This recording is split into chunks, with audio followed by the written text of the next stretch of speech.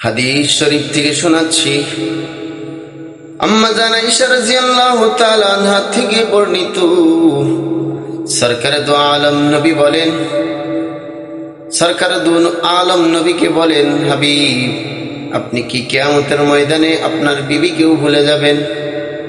আম্মা জান আয়েশা রাদিয়াল্লাহু তাআলা আনহার এই কথার জবাবে সরকারে দু আলম নবী বলেন, আয়েশা, এমন তিনটি জায়গা আছে যে তিনটি জায়গায় কেউ কাউকে স্মরণ রাখবে না। সরকার দু আলমের কথা শুনে আম্মা জান আয়েশা রাদিয়াল্লাহু তাআলা আনহা কন্দন শুরু করে দিলেন।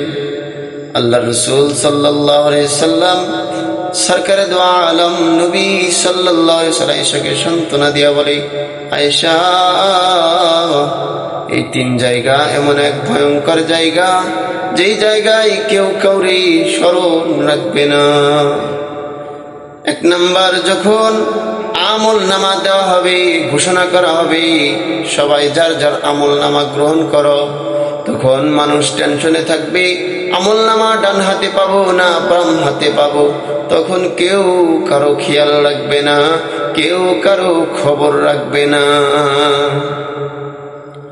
দুই নাম্বার, যখন আমল নামা মিজানের পাল্লায় ওজন দেওয়া হবে, তখন কেউ কাউকে স্মরণ রাখবে না, কেউ কারো খবর রাখবে না যে আমার আমল ভারী হবে, সাকুলাত হবে না খাফফাত হবে, আমার আমল নামা ভারী হবে না হালকা হবে, এই টেনশনে কেউ কারো খবর রাখবে না।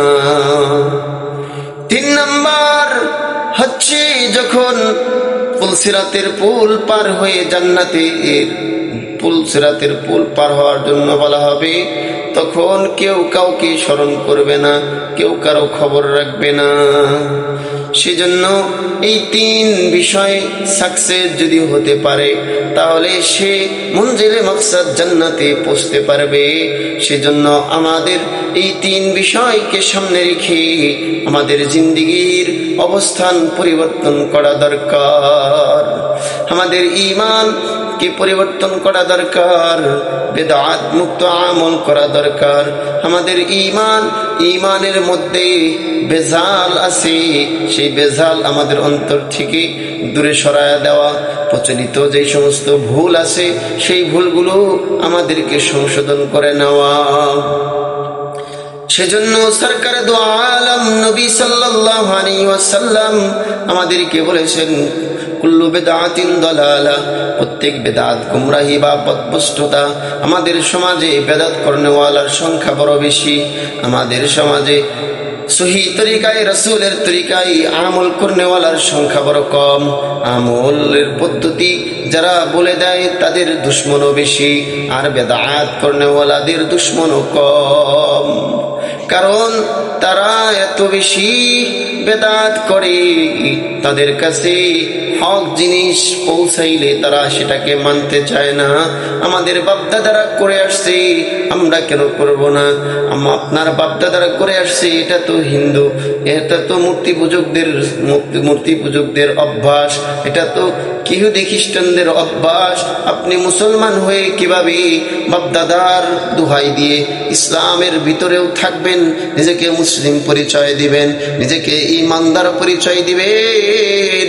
কিন্তু সরকারে দু আলম নবী বলেন, মান তাশাব্বাহা বিকওমিন ফাহুয়া মিনহুম, যে যার সাদৃশ্য গ্রহণ করবে, যে যার কালচার গ্রহণ করবে, সে তার হাসর নাসর হবে তার সাথে। সেজন্য আমরা রাসূলের হাদিসের বিরোধিতা করব না, আমরা রাসূলের আল্লাহর কালামের আয়াতের বিরোধিতা করব না, ইজমা কিয়াসের বিরোধিতা করব না। যেটা সহিহ সেটাকে মেনে নেব, আর যেটা বেদাত সেটা অন্তর থেকে উপরে ফেলবো। আর যেটা প্রচলিত ভুল আছে, সেই ভুল বাদ দিয়ে আমরা সুন্নাহর উপরে পরিচালিত হব।